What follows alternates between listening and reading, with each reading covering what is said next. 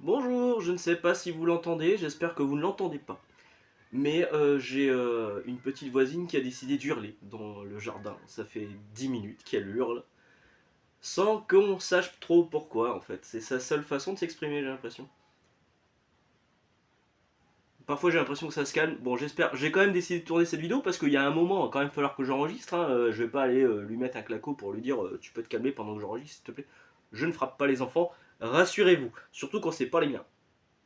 Non, je déconne. Même le mien, non. On ne frappe pas un enfant. Moi, j'ai été élevé avec la menace du martinet, hein. Vous savez, les gens dans le 62, vous connaissez peut-être le martinet.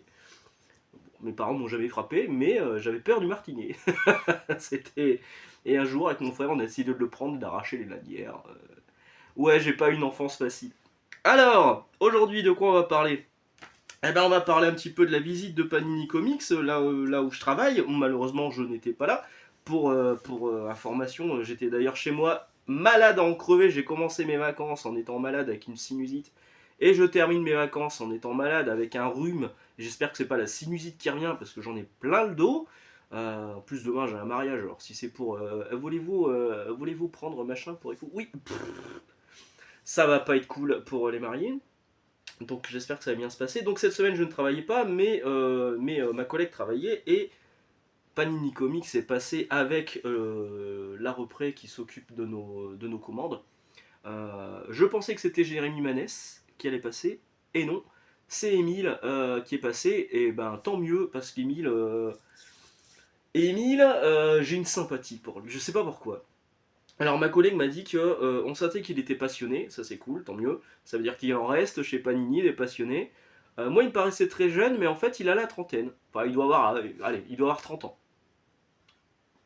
Un peu moins, un peu plus, mais il doit avoir 30 ans je pense, hein. Alors, Emile, son poste actuel chez Panini Comics, il est chez Panini Comics depuis 5 ans, hein, seulement. C'est chef des ventes junior. Chef des ventes junior. Il a été community manager pour Panini Manga, ce qui explique que Panini Manga répond plus facilement à ses lecteurs que le community manager de Panini Comics, c'est pas les mêmes du coup. Il a été coordinateur commercial pendant 4 ans chez Panini, et là il est chef des ventes juniors depuis 1 an. Donc c'est quand même quelqu'un qui est plutôt bien placé chez Panini Comics. Donc là, pourquoi il est venu, j'en sais rien, j'aurais bien voulu lui poser la question, mais malheureusement j'ai pas pu. A priori il faisait le tour de quelques librairies, je crois qu'il est passé chez Astro aussi. Et Et donc, il fait aussi les Panini Cast avec le community manager de Panini. Il faisait les Panini News, vous saviez, ces vidéos où on le voyait interagir. Et dans le fond, c'était la librairie Bénéfugue à Nice, parce que c'est pas très loin de leur siège social. Mais le dernier Panini News date de janvier 2023. Depuis, ils n'en ont pas fait. Ils ont remplacé ça par les Panini Cast, mais ça fonctionne pas vraiment. Alors peut-être que c'est plus écouté sur les plateformes de podcast. En tout cas, sur YouTube, au mieux, au max, ça fait 200 vues. Au max, hein. Souvent, c'est plus dans les 30-60 vues, hein. Donc, ma collègue en a profité pour lui poser quelques questions. Questions que j'avais un petit peu soufflées aussi. Euh, Notamment sur les prix qui sont quand même vachement élevés chez Panini. Et la réponse c'était que la licence Marvel coûte cher. Pour info, Panini achète la licence Marvel pour toute l'Europe, hein, donc bon, je pense pas que ce soit si. Oui, c'est cher, mais du coup, c'est amorti par le fait que ce soit publié en Angleterre, en Italie, en Espagne, en Allemagne. Donc, bon, le coût, oui, la licence Marvel ça coûte cher. La licence DC, elle doit être assez chère aussi. Et la licence DC, partout en Europe, quasiment partout en Europe, c'est Panini. En France, il y a une exception, c'est Urban. Donc, bon, le coût du prix de la licence, qui joue sur le prix, ouais, j'y crois moyen. Mais il a aussi été répondu que Panini doit payer Hachette parce que Panini est un groupe indépendant qui n'appartient pas à un gros groupe. Effectivement, Urban appartient au groupe d'Argo, tout comme Kana pour les mangas, et donc ils sont distribués par MDS qui appartient à Dargo aussi. Enfin, c'est un conglomérat, hein. Bref, c'est le même groupe, donc effectivement, ça leur coûte sans doute plus cher, Panini, de devoir payer un diffuseur chez qui ils n'ont pas de part, mais, par exemple, iComics ou Delcourt sont distribués également par Hachette, et les prix sont. Alors, chez Delcourt, ils sont moins chers, mais chez iComics, ils sont cher aussi. Alors que iComics appartient en partie à Hachette, diffuseur. Donc du coup, l'excuse, pour moi, elle est un peu faussée. Le fait que les prix sont chers en magasin parce que la licence Marvel coûte cher, bon, d'accord, et parce qu'ils doivent payer Hachette, je trouve ça un peu limite parce qu'effectivement, c'est le cas aussi d'autres éditeurs, et ça n'excuse pas tout, pour moi, ça n'excuse pas tout.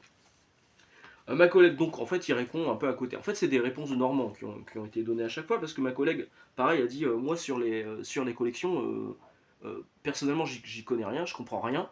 Et on lui a répondu il y a un public différent pour chaque collection. Franchement, je suis pas certain, hein, parce qu'il y a quand même beaucoup de gens qui achètent un peu de tout. Alors, j'ai quand même. Moi, j'ai des gens qui me disent j'achète que des Deluxe, mais franchement, c'est rare. Je pense que les lecteurs de comics Marvel, surtout, ont pris pour habitude d'acheter leur Marvel Comics, d'acheter leur 100% Marvel, d'acheter leur Deluxe quand c'est disponible qu'en Deluxe. Coucou le Thor de Donny Cates, coucou le Amazing Spider-Man de Zeb Wells. Et du coup, je comprends pas les collections, c'est pas très clair. C'est normal, il y a un public différent pour chaque collection. Non, cette excuse n'est pas valable, cette réponse n'est pas valable. Alors ce qui était rigolo aussi, c'est que donc ma collègue lui dit c'est dommage que David soit pas là parce que c'est plutôt lui le spécialiste du comics dans le magasin. D'ailleurs, le rayon c'est lui qui gère, machin, tout ça. Euh, vous le connaissez. Émile a répondu oui, oui, on le connaît. Je pense qu'Émile est abonné à ma chaîne. Une dernière question lui a été posée. Par rapport au SP, au service presse, ma collègue lui a dit oui, les services presse quand même, on en reçoit parfois d'autres maisons d'édition, on reçoit jamais rien de la part de Panini. Par contre, on voit qu'il y a des influenceurs beauté ou je ne sais quoi qui reçoivent parfois des services presse de la part de Panini. La réponse d'Emile, c'était les services presse sont envoyés aux librairies spécialisées. Moi, c'est pas une librairie spécialisée, c'est une librairie généraliste. Maintenant, je sais qu'il y a des libraires spécialisés qui sont abonnés à la chaîne. Merci de vous manifester dans les commentaires si vous recevez des services presse de chez Panini, parce que je pense qu'il n'y en a pas beaucoup. Astro City, il n'y a pas plus spécialisé qu'une librairie de comics qui fait de la VF et de la VO et qui fait que ça. Bah, des toys aussi, enfin tout ce qui est autour du comics. Ils reçoivent pas de service presse, pas à ma connaissance en tout cas. Euh, et le seul que je vois recevoir des services presse, pareil, parce qu'il dit on s'adresse également aux passionnés, aux gens qui connaissent vraiment Marvel. Le seul que je vois recevoir des services presse, c'est le Funeste. C'est Radio Comics. Euh, parce que c'est une radio, mais il y a du visuel, donc c'est un peu déjà. Et, euh, et, et bizarrement, lui, il trouve que tout est merveilleux depuis qu'il n'a plus sa librairie et puis qu'il est arrosé et partenaire de Panini. Il en reçoit la blinde et c'est le seul que je vois passer en tant que spécialisé comics. J'en connais plein des youtubeurs comics, mine de rien, au bout d'un moment, on commence à tous à peu près se connaître. Des mecs qui reçoivent des trucs de chez Panini, il n'y en a pas beaucoup. Hein. Moi, je connais que le Funeste. Je sais pas ce que vous en pensez. Donc bon bah c'est des réponses un peu qui tombent à côté. Le prix c'est pas de notre faute, c'est parce que c'est cher, la licence Marvel et parce qu'on doit payer Hachette, ouais. Les collections, oui, c'est parce qu'il y a un public pour chaque collection différente.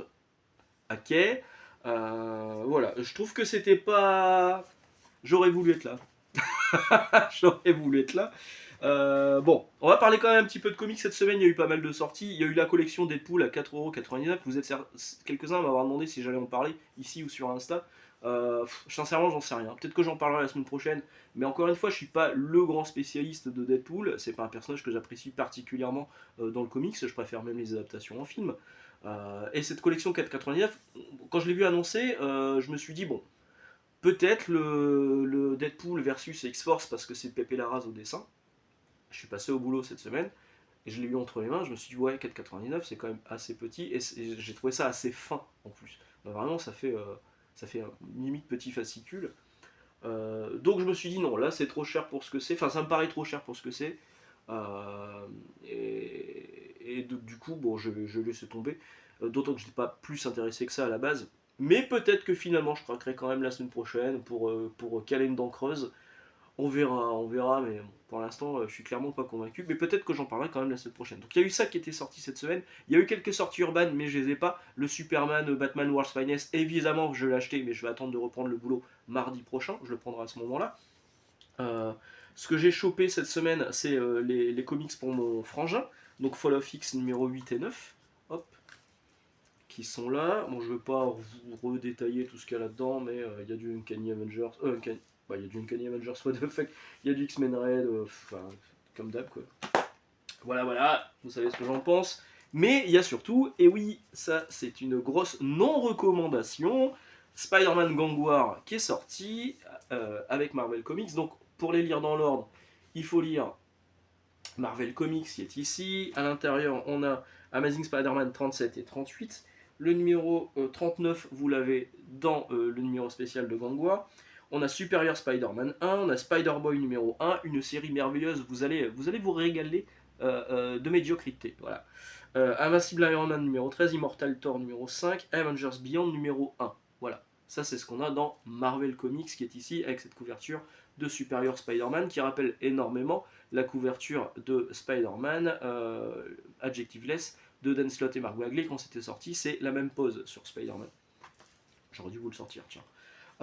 Et dans Gang War, on a donc Amazing Spider-Man Gang War First Strike, l'épisode prologue à Gang War, Luke Cage Gang War 1 et 2, Spider-Woman 1, Amazing Spider-Man 39 et Daredevil Gang War 1. Voilà. Détail-in, l'épisode introductif et un épisode d'Amazing Spider-Man. Pour le reste, vous pouvez oublier. Et petite anecdote qu'on m'a indiqué sur Instagram. Pardon, j'aurais dû noter ton nom, j'ai zappé, mais je reçois tellement de messages sur Instagram, des fois j'oublie de noter les trucs. Vous voyez ici, voilà, le hibou dit à Hammerhead, si tu n'étais pas là, je brûlerais tout jusqu'à ce que j'ai trouvé qui s'attaque à Crochet Rouge. Une traduction de Sophie Vatine-Vievard. Traduction de Sophie Vatine-Vievard.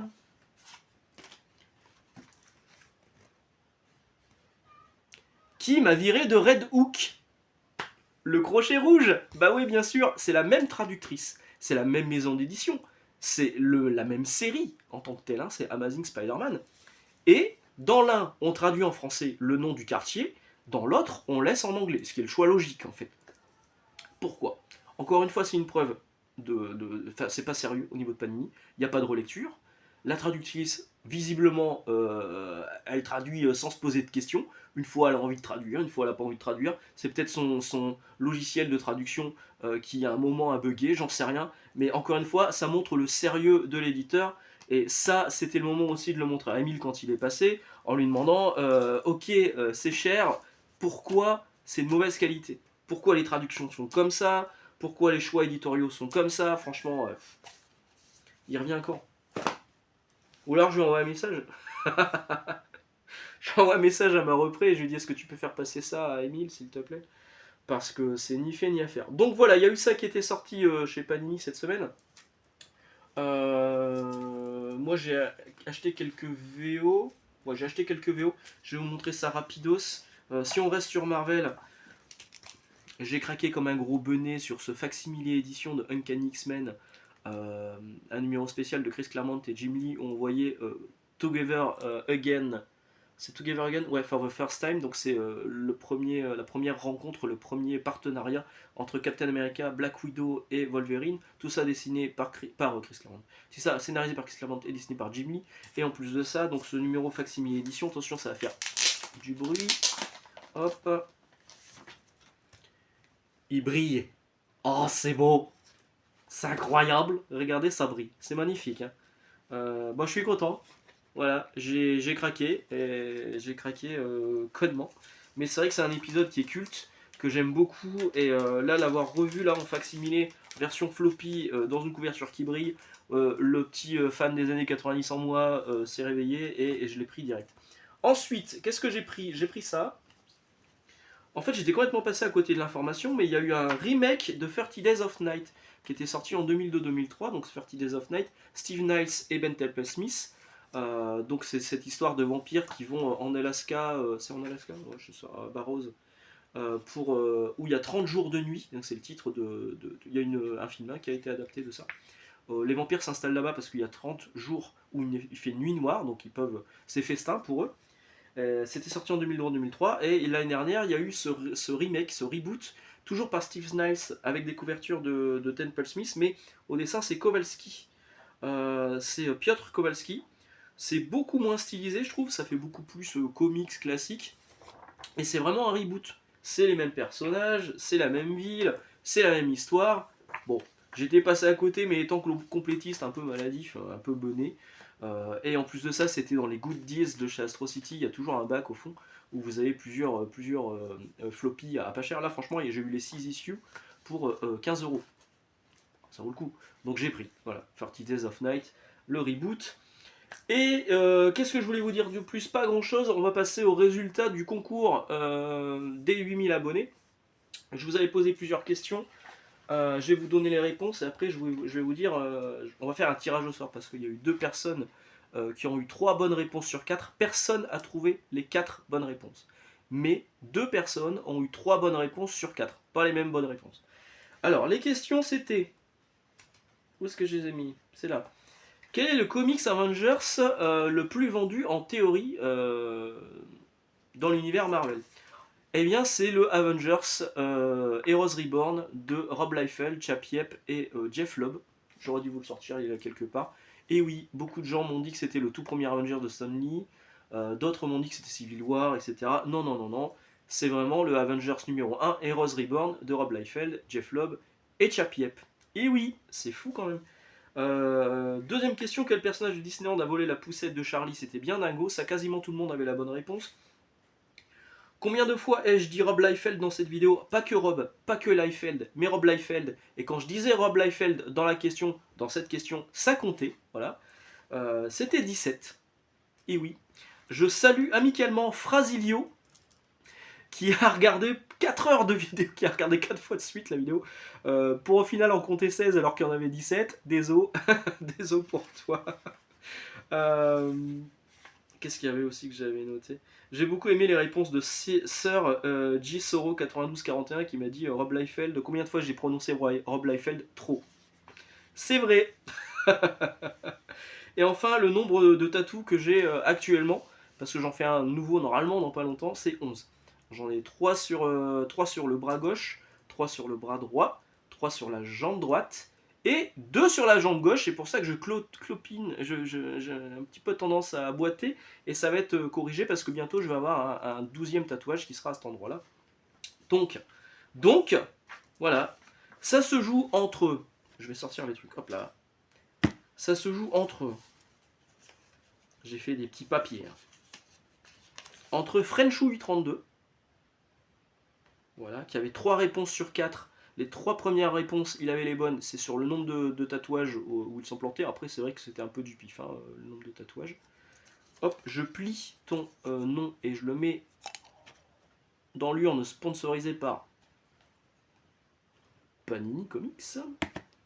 Et le second, avoir eu 3 réponses sur 4, où lui a les 3 dernières bonnes réponses, mais a pas la première, il avait répondu Civil War pour le Comics Avengers le plus vendu, c'est des mangas 47. Désolé pour les autres, au mieux vous aviez 2 bonnes réponses sur les 4, et donc j'ai dû prendre... S'il y avait quelqu'un qui avait les 4 bonnes réponses, c'était lui qui avait gagné direct. Là pour le coup, il n'y avait que 2 personnes qui avaient 3 bonnes réponses sur 4. Pareil, je prends ton petit papier là, que je viens de plier, et je le mets dans l'urne. Il y a des mecs qui font des tirages au sort sur des trucs, comment ça s'appelle, je sais plus, sur des sites internet. Je sais pas faire. J'ai pas la main innocente de mon fils, donc vous allez devoir me faire confiance. C'est là-dedans. Hop.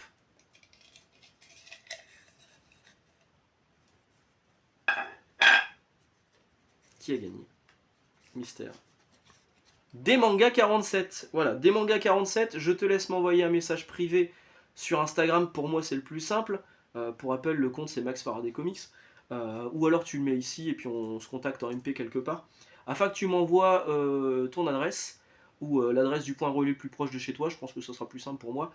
Et que je puisse t'envoyer donc le Ultimate Universe Preview. C'est un truc gratuit. Le Amazing Spider-Man offert par Comics Tape avec cette variante cover de Rob Liefeld, offert par Comics Tape, qui vous a permis d'avoir une remise aussi de 10% en plus des soldes sur son site. Merci à Philippe, encore une fois. C'est pas la première fois qu'il participe à la chaîne, c'est cool. Donc ce magnifique comics en VO. Et j'espère que tu ne l'avais pas, Batman Imposteur en DC Black Label noir et blanc. Pareil, c'est un truc que je vais gratos. Et il y aura quelques bonus, il y aura quelques trucs que je te rajouterai dans le colis. Donc n'hésite pas à me contacter. Des mangas 47, c'est toi qui as gagné. Une personne qui a manga dans son pseudo qui gagne un lot de comics, c'est plutôt rigolo. J'ai l'impression d'être Urban. Voilà, voilà. Bon, bah, je vais vous laisser là. Je vous souhaite une excellente journée, excellente lecture. On se retrouve mardi. J'ai pas encore de sujet, donc pour l'instant, je vais pas vous annoncer ce que je vais faire la semaine prochaine. Je vais reprendre le boulot, c'est déjà pas mal. Encore une fois, merci à vous pour les 8000 abonnés. Et on se retrouve au plus vite. Ciao!